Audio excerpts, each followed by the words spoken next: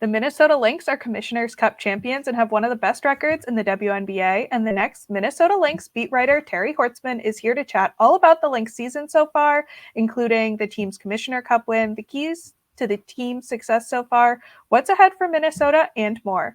Locked On Women's Basketball starts now.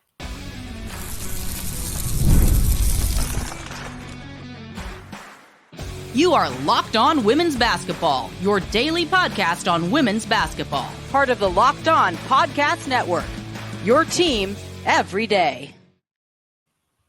Hello and happy Friday. You are Locked On to Women's Basketball. I'm Natalie Heavren, and I'm a features writer and the Atlantic 10 beat reporter for The Next.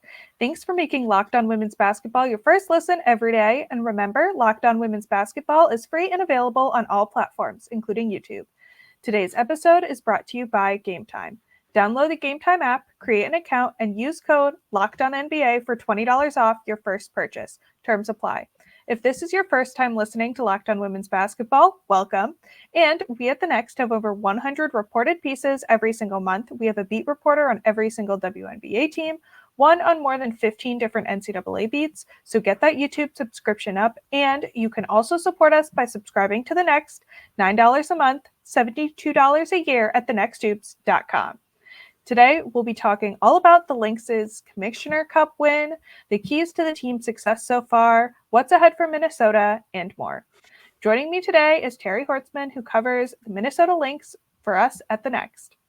So, Terry, before we get into the Commissioner's Cup, let's talk about the Lynx's game against the Wings on June 27th. For our listeners that weren't able to catch the game on Thursday afternoon, what happened? Well, first of all, thanks for having me on, Natalie. This is so much fun. And today it felt like the impossible happened. The Lynx actually lost for the first time in 3 weeks or so. So it's not like it's been too long, but they did have a 6-game winning streak going, 7-game if you include Commissioner's Cup. And that came to an end today in a 94-88 loss in Dallas, who mercifully ended their 11-game losing streak. So a little bit of a wild up and down game. They had a 15-point lead in the first half, but Arike Ogunbowale really, got the Wings going right before halftime. And Odyssey Sims, off of a hardship contract, added 18 off the bench for them. So Dallas picking up a big win. Reeves said they were going to be a desperate team and a desperate opponent, and they played like it. So unfortunate loss for the Lynx, but I don't think it takes too much of the sweetness off of the Commissioner's Cup championship victory on Tuesday night. Yeah, and I just want to mention, I saw this on Twitter or X shortly before we recorded. Doug Feinberg of AP tweeted, with the loss by the Minnesota Lynx today, Commissioner's Cup winners fall to 1-3 in their next game. The only one to win was the Aces in 2022, which I just thought was an interesting factoid. We were talking about this a little bit off air as well. But what did Cheryl Reeve have to say post-game after the loss to the Wings? After the loss today, Cheryl had a couple interesting things to say. I know the team didn't want to really make any excuses, and they didn't. When I asked Nafisa Collier after the game just how challenging it is to play 36 hours after a really emotional victory, she said, "I don't want to talk about that. I don't want to make it sound like any excuses or anything like that." Cheryl did say that they came in with having a few players not ready to play today. And I just do think like the emotional high of winning, and then come in like these midweek midday camp games are great, and they create a really fun atmosphere. But I do think it is a little bit difficult of a scheduling challenge. So I think it's not too big of a concern. If you are a Lynx fan, they did a lot of the things they normally do really well. Cheryl pointed out a lot of those things. They still had great assist to bucket, ratio, which they're, leading the league in this year. They shot well from 3. they shot well from 2. And then just, the timely buckets didn't really go down. And the Wings offense, really got going. I think when they were up 45-30 with 3:22 left in the second quarter. And then the Wings went on a 13-0 run to close out the half. And Reeve just mentioned that they had started doing simple things a little bit more in a bit more complicated fashion, and I think that led to some turnovers, and maybe they were pressing after that great Wings run just to try and get the game back in their favor. So I don't know that there's much to be concerned. I think this Wings losing streak was going to come to an end at some point. They have been just an injury ravaged team all year. A lot of their losses have been close, and you've got a superstar on the other side with Agumbawale. So I think it's it's a lot of the things that were present in most of these Lynx wins over the last few weeks were present today, and it just fell the wrong way for them. So I don't know that there's too much to be worried about if you are a Lynx fan. And then I also want to talk about Diamond Miller. She played in her first game since May 23rd. What's been missing with her on the bench? And as she continues to work her way back, what does the team hope she'll be able to contribute? Yeah, I think it's really exciting to see Diamond back. Diamond has been just a very, well-liked player in person here in Minneapolis since she's been drafted. She's very exciting, adds a lot of energy, a lot of bounce, and can really, get going on the break. Adds, just a lot of flair and a lot of potential to the game. I think what actually is nice is that there's pretty much no question now that this Bridget Carleton spot in the starting lineup is up for any debate. That's BC's spot. So I think what that allows Coach Reeve to do is bring Diamond along slower than if, that hadn't been going as well, and feeling pressure to insert Diamond back into the starting lineup right away.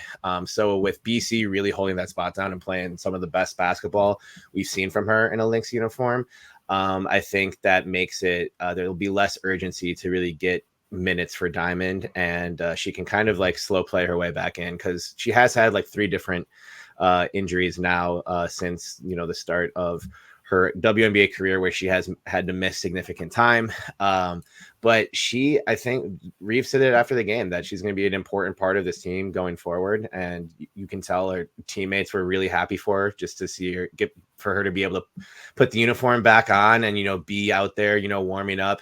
And just to get a couple minutes in. So I think she will be an essential part of the team, and I think can add a lot of energy off the bench. The bench has been playing really well so far, so it's not like that has been an area of concern or anything that's been holding the Lynx back. But this could unlock even another level to make the bench more dangerous, especially on offense. So as more games come up, especially heading towards the Olympic break, I'll be really excited to see when and how they decide to deploy Diamond and what she brings to the table, because she's a very exciting player and can I think there'll be a lot of fun bench units that Cheryl can play around with.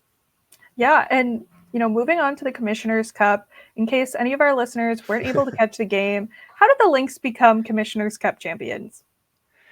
They did it by doing what they sort of have been doing all season, and that's been, a lot of clutch shots, sharing the ball really well. This team shares the ball better than any basketball team in any league, in any level that I've watched, and they're just ruthless on defense, and it was a really, really good game. It was a close game. The Lynx, had got up by 10 there in the third quarter, and it kind of felt like the game was flipping, and then boom, it's 9-0, not only a 9-0 Liberty run, a 9-0 Brianna Stewart run, and Reeve had to call a timeout, and people the Lynx had to regroup a little bit. But yeah, I think Nafisa Collier was fantastic in that game, named MVP, and then the first thing she said after getting it was turn around and say, I think Bridget deserves this. And tried to give the trophy to Bridget Carleton, and Bridget's like, no, it's yours, you have it. So I think it's a mixture of that. Like this team has said so far this season, pretty much any player you ask on any given night, it could be anyone who goes off. And we've seen, so many different players be the reason why they win games. And when you have a superstar like Nafisa Collier who shows up in that way pretty much every night, then you don't need a lot more to get over the top. And I think they kind of just outlasted the Liberty in what was a really good game with a really great environment. I know it was a little bit of a arena, roulette for a while since they couldn't play it at Barclays, but just this is a team with 4 different players in the top 7 in 3-point shooting percentage entering today when we're recording. And they hit their big shots and they played energetic defense, really just ruthless defense. Every time I watch them play defense, I'm like, thank God I'm not out there trying to start an offense against this team, because they live in the passing lanes. They get so many deflections. And I think the rim protection with Alana Smith, I know we're going to talk about the newcomers to this team who are playing their first year with the Lynx in a little bit, but I think that combination of just, being help side, being feisty, forcing turnovers and protecting the rim is something that this defense hasn't had in the last few years. And I think you're kind of seeing the fruits of that labor right now. Awesome. Well, coming up next, we'll wrap up this Commissioner's Cup discussion, talk about the keys to success for the Lynx, and more.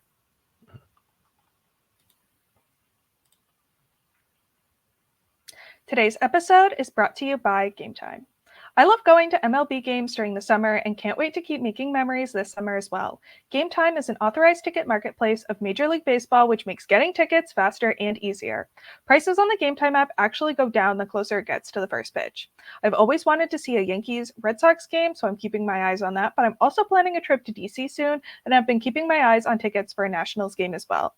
It's so easy to find and buy, not just MLB tickets, but tickets for every kind of event in your area as well. And you can even see the view from every seat in the venue, which is one of my favorite features. Game Time also has last-minute deals where you can save up to 60% buying last-minute tickets for sports, concerts, comedy, theater, and more.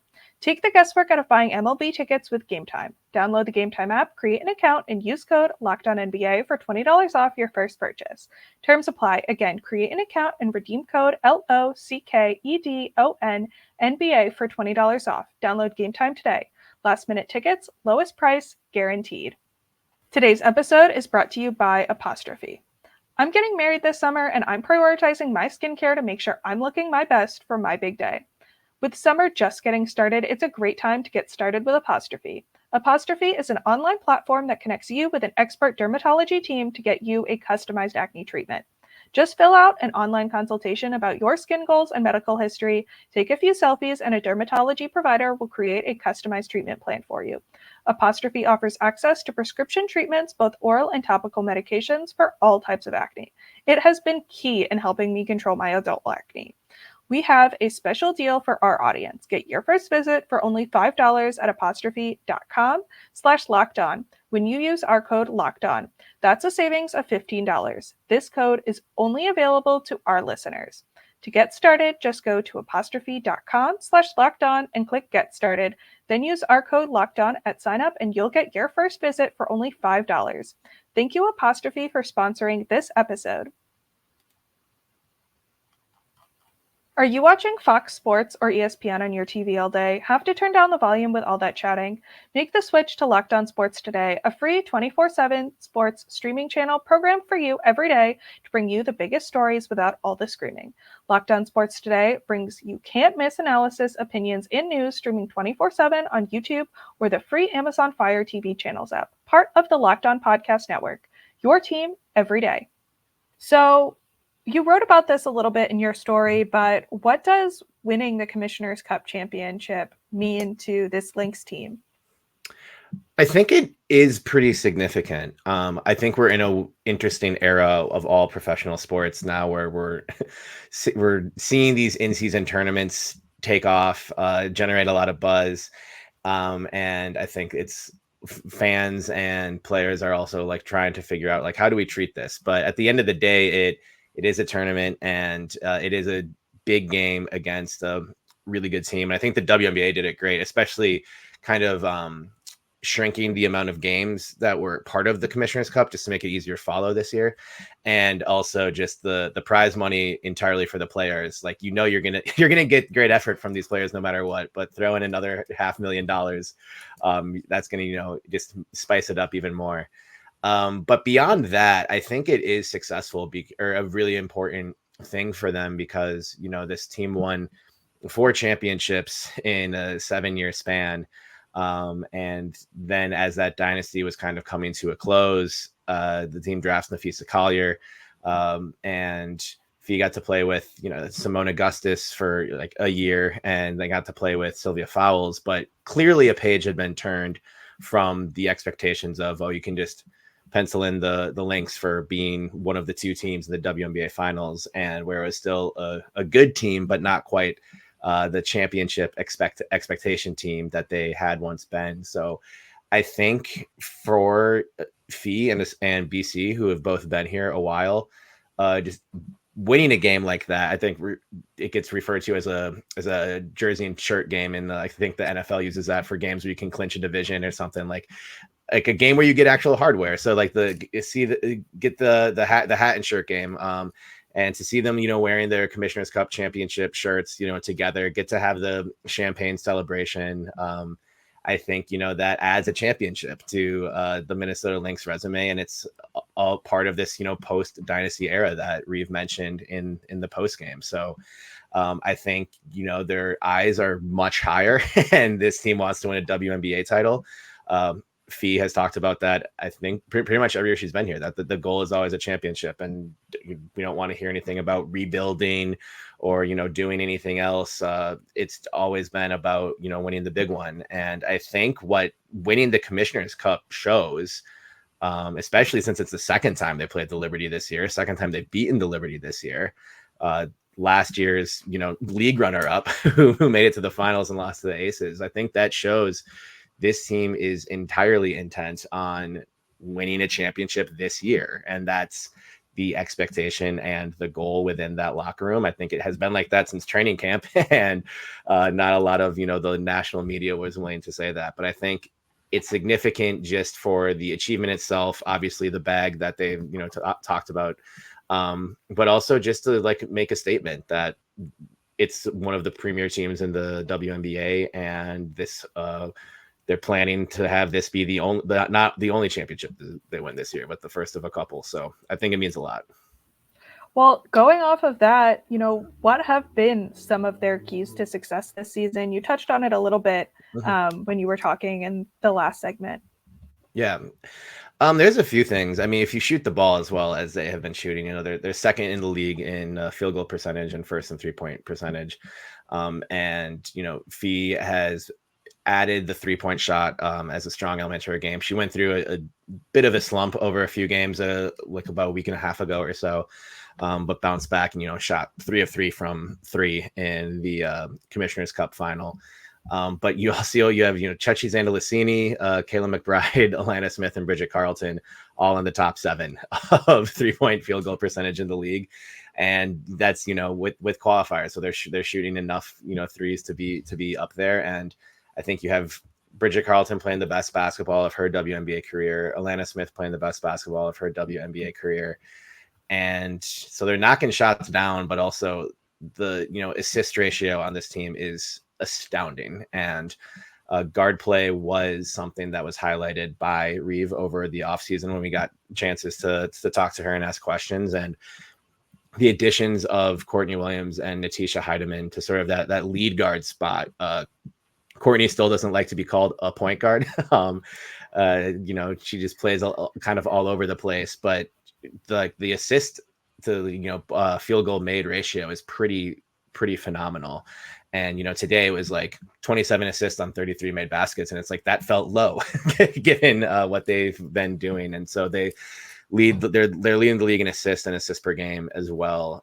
So I think it's been just the ball movement has been great, and the way that this team plays defense together, which I think is a reflection of the chemistry they've built as well. And I know we're going to talk more about that as well in a few minutes here, but just the pieces that they've brought in fits so well with everyone who is here already. And they kind of mentioned this at very early training camp. Cheryl said everyone's happy on day 1 and day 2 of training camp across the league, but there's something here. Let's put a bookmark here and come back to it and make sure we're following it, because I think they knew that this was one of the better groups of people in terms of a chemistry standpoint that they've had in a while, and that has really shown. And I think that's been a big part through the 18 competitive games we've seen so far.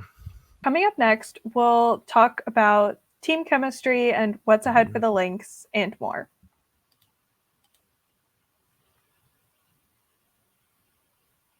Today's episode is brought to you by eBay Motors. Passion, drive, and patience. The formula for winning championships is also what keeps your ride or die alive. eBay Motors has everything you need to maintain your vehicle and level it up to peak performance.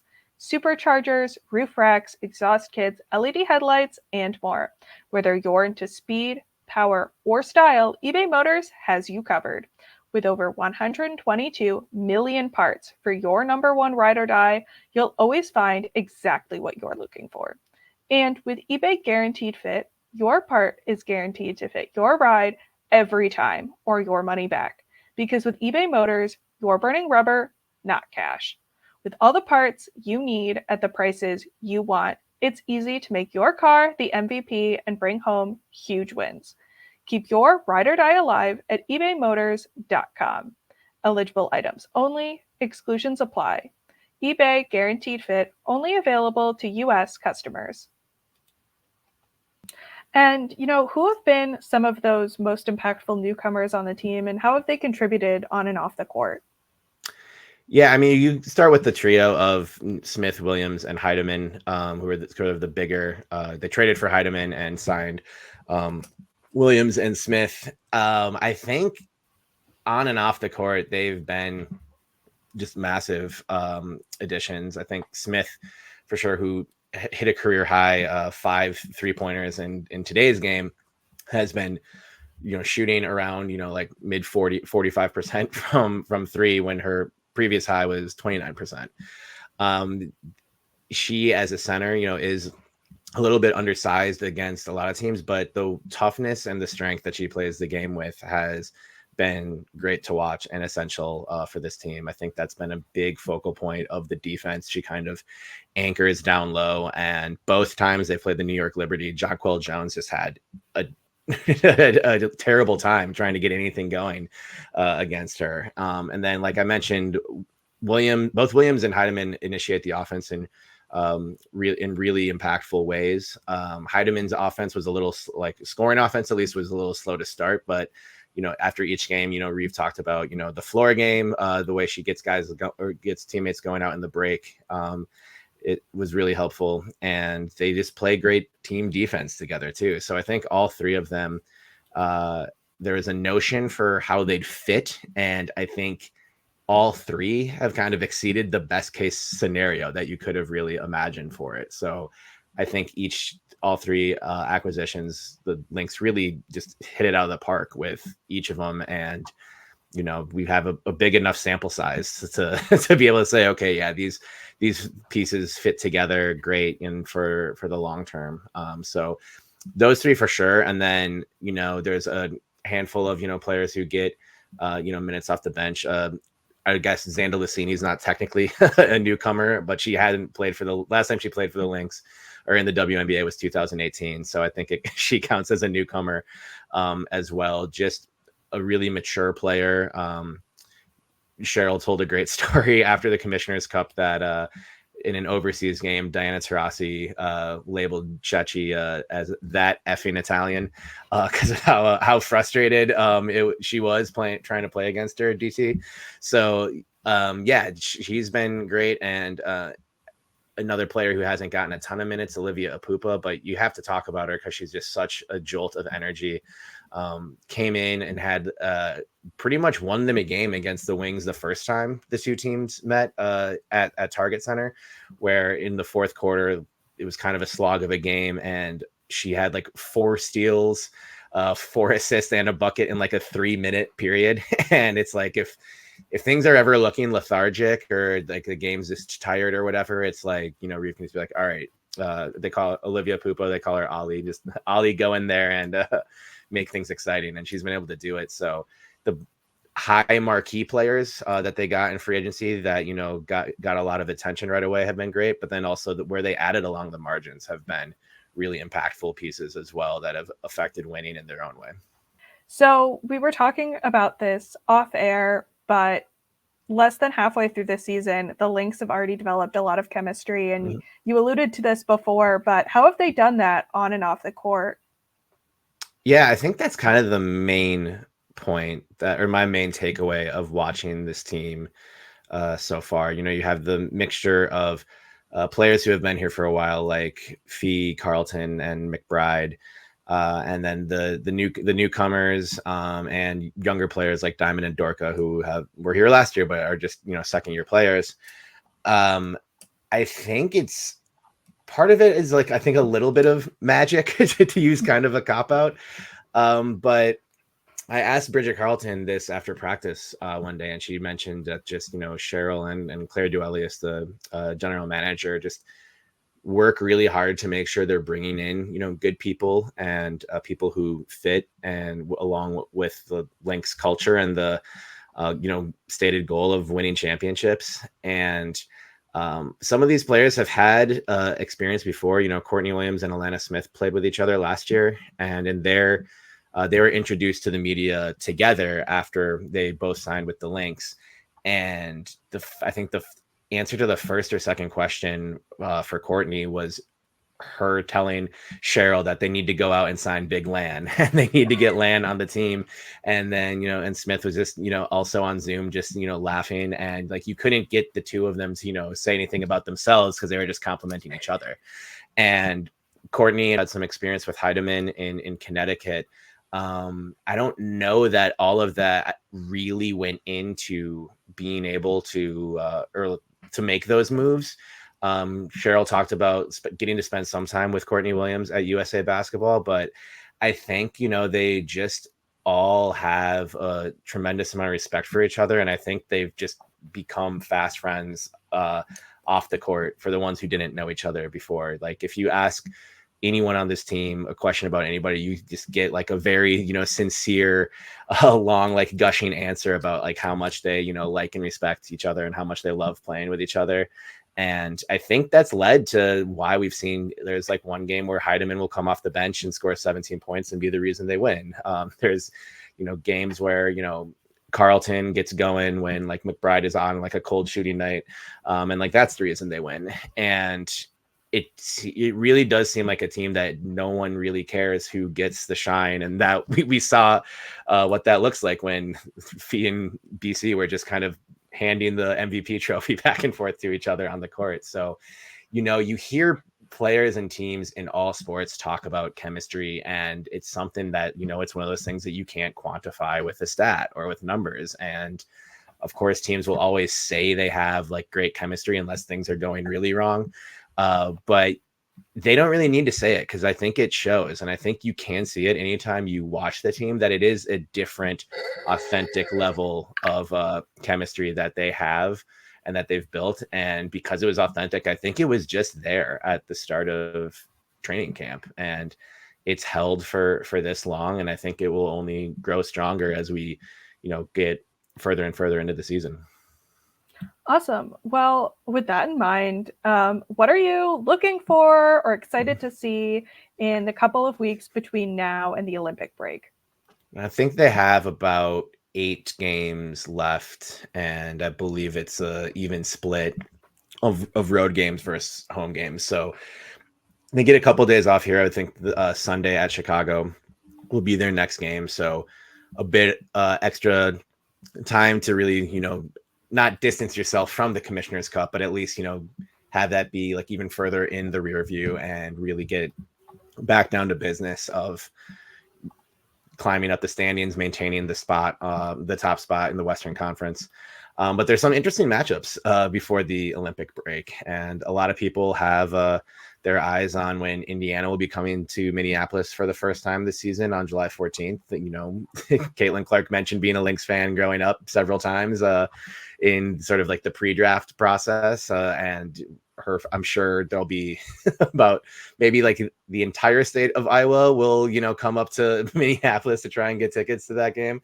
So that'll obviously be a great show and incredible atmosphere. So really excited for that game. But I think this next matchup with Chicago will be great. I want to see, this team, how they keep, building towards playing against teams that have the size advantage, because that will be the case on a lot of nights. And if there's one area for improvement, I think it is them how they play on the glass. And making, rebounds a category that's even more even, or sometimes even an advantage if they can do that. So that was one of the problems today. They gave up 14 offensive rebounds to Dallas, and Chicago has a lot of size, especially with the Cardoso and Reese, and they rebound the ball really well. So I think this game on Sunday is a great next game for them to have, coming off a loss where they did not perform as well as they feel they should have, especially in the rebounding category. And then, what are you working on now or keeping your eyes on in terms of stories that you're working on? For sure. Thanks for asking that. So got a couple off-court pieces coming up. Cheryl Reeves' wife, Carly Knox, who is the VP of basketball operations for the Lynx, has been honored with the title of Grand Marshal in the Twin Cities Pride Parade this Sunday, and which is a spectacular event and great honor for her. I believe it's the second biggest Pride Parade in the country in terms of sheer numbers. So I got the chance to meet with Carly this morning, actually, and we'll write a piece on that, and just the Lynx being honored for the activism that they've always been involved with, and support they've shown for the LGBTQ plus community and their social justice initiatives as well. And also have a feature coming out probably middle of next week. Was supposed to be a little bit earlier, but this all this Commissioner's Cup stuff kind of had to move things back a little bit. But working on a feature on the Minnesota Lynx data scientist Madison Schiller, who is in her second season with the team and just has an incredibly interesting background, and then just her approach to analytics is really fascinating. So I got the chance to chat with her about her role with the team and kind of what her day-to-day job looks like, and also got to chat with Cheryl about analytics as well. And those were just great conversations to have, because it's absolute mind-blowing stuff for someone like me who didn't love math in school, and has a hard time with advanced stats and where to place them and what everything means. So I think I did well though. So we'll have those pieces up soon, and then just how this team goes into the Olympic break, and should have some pretty good representation at All-Star Weekend as well. So a lot of fun stuff, a lot of fun Lynx related stuff that'll be coming up from me over the next few weeks for sure. Awesome. Sounds great, and can't wait to check it out. Well, thank you for joining me today, Terry. Where can the listeners find you online? I am on Twitter or X. I still can't really call it X, but just at Terry Horstman, and on Instagram at Terrence Horstman. Those two. And then of course just the next, click on the Minnesota Lynx link at thenexthoops.com, and there I am. So yeah. And thanks to our listeners for making Locked On Women's Basketball your first listen every day. Locked On has launched the first ever national sports 24/7 streaming channel on YouTube, and now it's also available on Amazon Fire TV and the free Fire TV channels app. Locked On Sports Today is here for you 24/7, covering the top sports stories of the day with the local experts of Locked On, plus our national shows covering every league. Find Locked On Sports Today, now available on the free Fire TV channels app. And make sure to tune in tomorrow to hear from our WNBA draft crew.